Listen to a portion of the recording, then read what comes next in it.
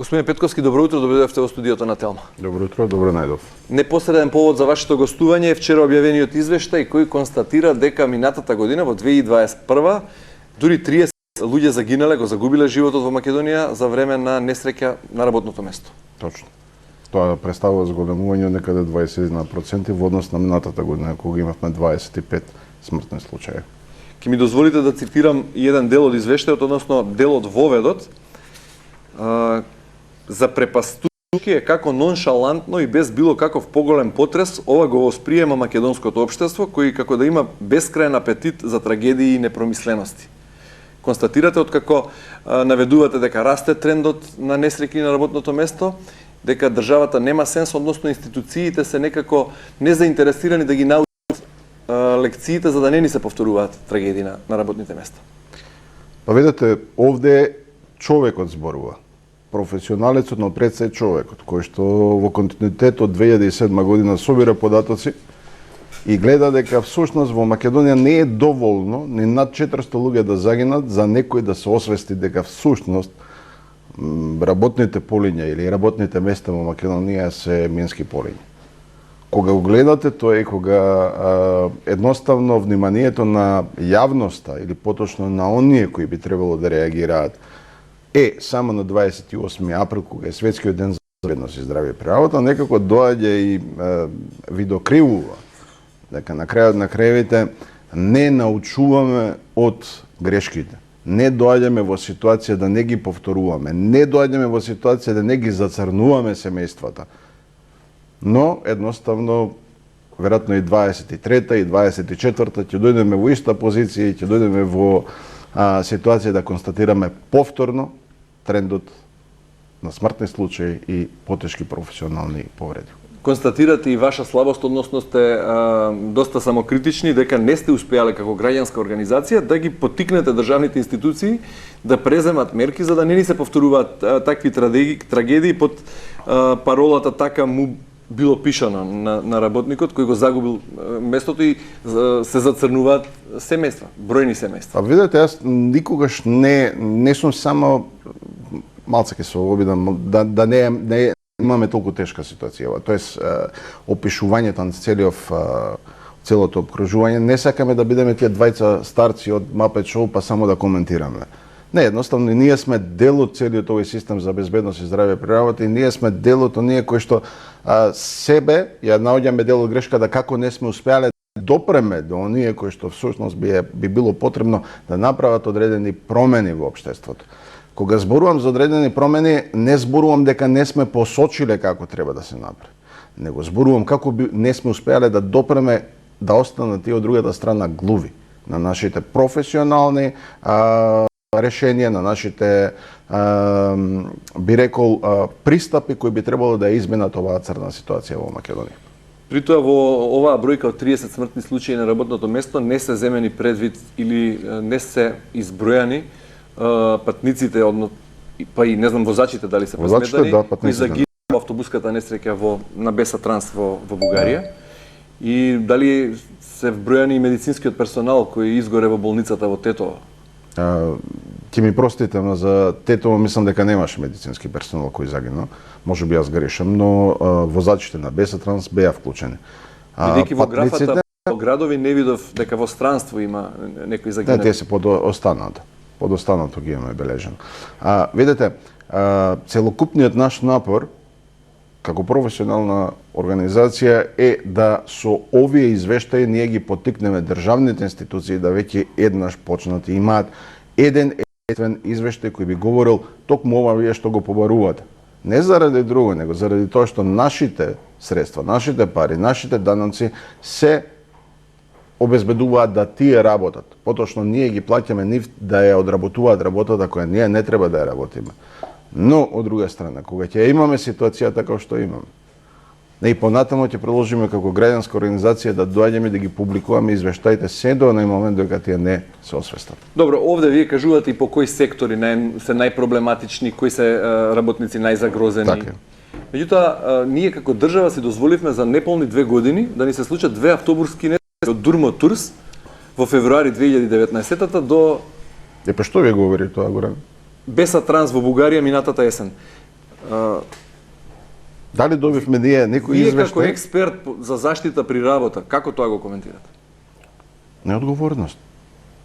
Државата наместо да дојде во ситуација и сите своји не велам дека тоа треба да биде фокусот на целото наше постоење, него едноставно да дојдеме во ситуација да ја научиме, да ги изанализираме, да научиме, да дојдеме во ситуација никогаш повеќе да не ги повториме тие грешки. Но, од друга страна, самите добро поентиравте, ние дојдеме во ситуација да сме осудени 100% да повторуваме грешки кои што у суштина не сме ги научиле, не сме ги анализирале. Кога ќе дојдете во ситуација дека ни се повторуваат автобуски несреќи, ни се повторуваат, да кажеме, во градежништво, ни се повторуваат во земјоделство. И на крајот на крајовите доаѓаме само ги констатираме како чуму сето тоа. Може и утре да не го публикуваме извештајот, веројатно е така најдобро, тогаш ќе немаме несреќи. Како што за волја на вистината една од работите зошто ние почнавме да го публикуваме овој извештај беше заради тоа што Македонија, знаете ли колку комуницира или колку вели дека до Светската здравствена организација колку несреќи на работните места има со смртен исход? Нула. Наспроти вашите 30? Нула. Ние доаѓаме во ситуација Зошто е толку различна нивната статистика? Како тие евидентираат, како вие? Па видите, загинатиот работник е загинат работник. Ама она најчесто што го слушаме од другата страна е дека не доспева до нив информации. Зошто државата ги крие? И како успева да скрие 30 смртни случаи на работно место? Веројатно треба да дојдеме ние да направиме на посебна анализа на тоа како државата се справува со сите овие работи или зошто не си ја работи онаа работа за која треба да работи. Ајде ја свртиме работа од друга страна. Колку не чини се тоа? Не, ај уште едно подпрашање додека сме тука. Која е таа надлежна институција од Македонија која информира Светската здравствена организација за бројот на несреќи на работното место? Кои се тие што евидентирале нула смртни случаи, односно до Светската здравствена испратиле дека во Македонија минатата година нема загинати работници на работното место? Имаме повеќе институции кои се надлежни за политиките, Министерството за труд и социјална политика. За делот за надзор на спроведувањето на Законот за безбедност и здравје и работа е Државниот трудов инспекторат. За делот на прибирање на статистички податоци поврзани со несреќи на работа, смртни и професионални заболувања, Институт за јавно здравје. Во овој случај, која е таа институција која е испратила лажен податок до Светската здравствена Кој го организација? испратила податокот кој го испратила, нели? Претпоставам дека е тоа Институт за јавно здравје. Претпоставам во Сте се склоп обидели на да ги прашате зошто ги лажираат податоците на Ама, кај работата е дека кога зборуваме за овие би ги рекол комични ситуации, тие зборуваат дека до нив не се испраќаат податоци. ја префрлаат надлежноста, односно Ама тоа е немањето не само за кај нив, него вели дека матичните лекари или тие кои у суштина го бидејќи знаете кои ќе се повреди некој, се пополнува она боледување кој го заверува матичниот лекар па се испраќа натаму дека всушност матичните лекари или генерално оние кои го посведочуваат, ја посведочуваат несреќата, не ги испраќаат тие податоци бидејќи на крајот на крајовите тоа им е дополнителна бирократија. Добро, сакате да зборувате колку тоа не чини како општество, како држава. Да. Меѓутоа за тоа малку подоцна да се вратиме прво на Водете го разговорот сега. Да, основните карактеристики што ги донесува новиот извештај објавен вчера, се однесува на 2021 година. Кои се најзагрозени сектори? Во кои сектори најмногу гинат македонските работници? По традиција, тоа се земјоделство, градежништво, црна металургија. Она што не е бележано, да кажеме, во ниеден извештај е транспортот. Стандардните индустрии кои ни се повторуваат секоја година. Како вие во такви проблематични услови, како што го кажавте на системот и такви фалинки на системот, успевате да водите евиденција и да имате точна статистика на бројот на... Не велиме ние дека е точна статистиката. Ние велиме дека е таа конзервативна статистика, дека статистиката која доколку би ја воделе, ај споредба една да направам. Ако ние според овие податоци кои ги имате, ги споредиме со ние кои ги води Евростат, поточно за потребите на Европската Унија, ќе видиме дека се наоѓаме во друштво на Бугарија и на Романија. Но ќе видиме дека Франција бележи, да кажеме, 3700 повреди на работните места на 100.000 вработени. Ние бележиме 180. Сега Франција има повеќе или ние имаме повеќе? Не, едноставно Франција има систем кој ги бележи несреќите на работното место и доаѓа во ситуација дека таа на тој начин се грижи за вработените, ги анализира повредите и се обидува максимално да не се повредуваат тоест да не се повторуваат повредите на работното место. Заради тоа, доколку прашате македонски граѓанин или било кој друг еве од Балканот, каде би работил, дали би работил на Балканот или во Западна Европа, мислам одговорот сам си доаѓа по себе. Кога велите Балканот и кога ги спомнавте Бугарија и Романија, веројатно ние сме најслични на нив, бидејќи сме од опкружувањето, иако се тие две земји членки на Европската унија. Да. Сепак и тие немаат доволно добра анализа за да направат точна статистика. Така, но тоа не треба нас да не теши, затоа што граѓани се нивни граѓани, овие граѓани се наши граѓани. Ние кои ќе дојдеме да се помируваме со просечноста или подпросечноста, мене тоа особено ми смета. Не заради друго, него заради тоа што овде живеам, овде творам и знам дека овде можеме сите да допринесеме ова да биде многу подобро место за живење. На тој начин, доаѓајќи во ситуација, например, дека и земји на Европска Унија имаат ваква статистика, у суштина нема да ги спаси овие кои утре ќе загинат работните места. Да, констатирате дека најмногу несреќи има во јавната управа и одбраната, преработувачката индустрија, пошто следи градежништвото, при што најголем на несреќи кои резултирале со смртен исход има во преработувачката индустрија. Зошто, како гинат македонските работници на машини? Кои се најчести причини за несреќите? Ќе морам да од онаа брза анализа која имаме направено, ќе видите и во самиот извештај пишува дека ние не можеме да направиме, да кажеме, реконструкција на самите несреќи, него само да ги констатираме во однос на индустриите и бројот на несреќи. Заради тоа што самата анализа пак ме враќа на почетното прашање дека е потребно анализа да се направи на секоја несреќа на работното место. Доколку би требало да ги сумирам од тоа што можам да како податоци да ги видам, пред се е необезбедени, безбедни и здрави работни услови од страна на работодавачите. Понатаму невнимание на самите работници, на крајот, ајде да кажеме, виша сила. Така, ги спомнавме европските искуства какви се, ги спомнавме од окружувањето. Ви должам време за одговор на прашањето, односно и самите го поставивте, колку ова не чини како општество. Па видете, освен како голема трагедија семејна за тие што ги загубиле своите најблиски. Видете, се обидувам на разни начини, без заради тоа што на почетокот го прочитавте дека себе се обвинуваме како да најдеме начини да го искомуницираме ова до соодветните авторитети. Една од работите која ја сваќаме дека луѓето најчесто ги разбираат парите. Кога ги разбираат парите, ајде да го зборуваме и тој јазик. Според Меѓународна организација на трудот, 4% од бруто националниот приход всушност отпаѓаат на несреќите на работните места. Ако ние земеме дека нашиот буџет е околу 10 милиарди евра, тоа ќе дојдеме во ситуација дека ние годишно трошиме на компензации на несреќи на работното место за овие, да кажеме, несреќи околу 420 милиони евра. 420 милиони колку за споредба, да не е тоа некаде некоја балче, не и буџетот колку што генерира, да кажеме, целокупната рударска индустрија. Целокупната индустрија генерира 420 милиони, а од прилика 420 ние си трошиме на компензации на несреќи на работните места. Затоа сме сиромашни. Јас се обидов да кажеме дури во извештајот во една од анализите која ги правев, да всушност видам и колку нас не чинат сите оние 400 кои ги спомена во изминатите години.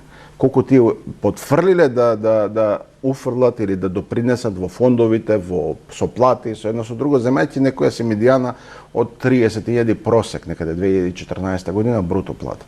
Ние дојдеме во ситуација дека 2 милиарди, да кажеме, евра сме ги изгубиле по однос на сите оние. Се извинам, околу 800 милиони, 2 милиарди нешто беше денар. Околу 800 милиони евра сме изгубиле во однос на недопринесување во буџетот.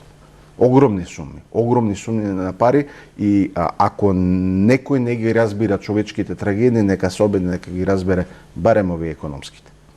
Извештајот констатира зголемување на бројот на вкупниот број на несреќи и на несреќи кои резултирале со смрт.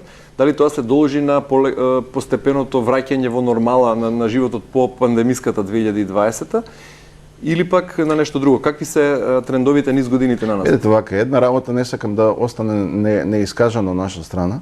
Ние во минатиот извештај не ги вброивме оние податоци кои говорија за починатите здравствени работници, починатите лица од COVID-19. Ако ги вброевме тие 25 плюс 30 на беа од здравствените работници, тоа ќе дојавме дека минатата година ги имавме највисокиот пик на починени. Но не ги вметнавме во извештајот бидејќи не можевме, ама баш никако да тврдиме дали се или не се стекнале со COVID, со SARS-CoV-2 на работните места. Особено, затоа ви велам, целокупниот каламатија со работи од анализа, проценка, делот на утврдување на несреќите на работа, потребно е многу посериозен пристап. Не заради нас, него заради тоа што ќе се обидеме барем да ги превенираме овие несреќи за кои секоја година зборуваме на 28 април. Црните бројки растат од година во година? Трендот, да бидем доволно искрен, ние го бележиме од 2007, има блага линија на кога станува збор за смртните случаи, но растат кога станува збор за несреќите на работното место со отсуство подолго од 3 дена. Да не ме разберете погрешно, самиот закон во введувањето, некаде 2007, ги дава своите некои си резултати. Го воведува, да кажеме, делот со таа создавање на таа превентивна култура. Но за човек како мене, кој е во оваа професија, тоа време од 13 години не е доволно брзо за ние да дојдеме во ситуација да скроз ги намалиме. Јас сакам скроз да ги намалиме несреќите на работното место. За да се случи тоа, што треба да преземат надлежните? Кои се вашите препораки? Пред се да дојдат во ситуација да превземат одговорност. Да видиме, многу ме прашавте кој, каде, што има одговорност. Прво да тргнеме тоа, кој има одговорност за сите овие работи, да, кога ќе се случи несреќа, да биде буквално надлежен за таа сама несреќа. Не можеме нас да не се случуваат несреќа да немаме одговорност. Тоа е број 1. Број 2, кога доаѓаме во ситуација, мораме соодветни професионалци да вклучиме во анализа на овие несреќи на работните места, кои ќе излезат со конкретни извештаи, да дојдат и да кажат заради овие предуслови, заради овие механизми се случила несреќата на работното место. Број 3, кога ќе дојдеме веќе да ги добиеме податоците, да ги систематизираме врз основа на она што повторно ме прашавте. Која индустрија, каква индустрија, зошто, кои биле причинителите, за врз основа на тоа да ги направиме трендовите. Кога ќе ги направиме трендовите, пример дадов еден вчера, не имаме огромна армија сега да кажеме на луѓе кои работат во информатичката индустрија. Но тие се најподлежни, да кажеме, според анализите кои ги имаме, кои ги правиме професионално, на проблеми поврзани со мускулно-скелетните заболувања. Тие, значи, се оние работници кои за 20 години, кои ќе дојдат во доба кај што нивниот мускулно-скелетен систем ќе бара лекување. Дали сме спремни ние како држава да земеме комплетниот здравствен систем, да го преточиме или да го фокусираме на тие? Мораме да учиме. Сакам да науката ја вклучам многу повеќе отколку политиката. Во таа смисла не ве охрабрува многу резултатот од истрагата и како се одвива тоа. Например, ја спомнавме пожарот во модуларната болница, изгореа живи луѓе таму, пациенти. Да. На крај беше кабелот виновен за... Па као секојаш, ако приметите дека единствен виновник во сите пожари во Македонија е обично кабелот. Дури овој последниот што се случи во Треска беше кабелот. Кабелот веројатно е најголемиот пироман во Македонија. Ако дојдеме во ситуација да даваме такви, би рекол, паушални и глупави објаснувања за несреќи кои ни буквално уништуваат со илјадници евра вредност, ни одзимаат со непроценена вредност животи, ќе си имаме и утре истата ситуација. По тој повод на Меѓународниот ден за заштита при работа засадивте дрвца во 30 дрвца во чест на загинатите. Да. На работните места и сакате тој број на засадени дрвца да биде што помал. Сакаме ние, еве туку уште еден апел, се обидувавме неколку пати до градоначалничката и претходниот градоначалник и оваа градоначалничка се обидувавме да градот ни одобри локација каде што ќе го имаме најмалиот парк на светот. Така сакаме да го именуваме. Каде што тој најмал парк на светот, како што и самите рековте, ќе ги има дрвцата на оние што починале на работните места и секој ден тоа да се намалува.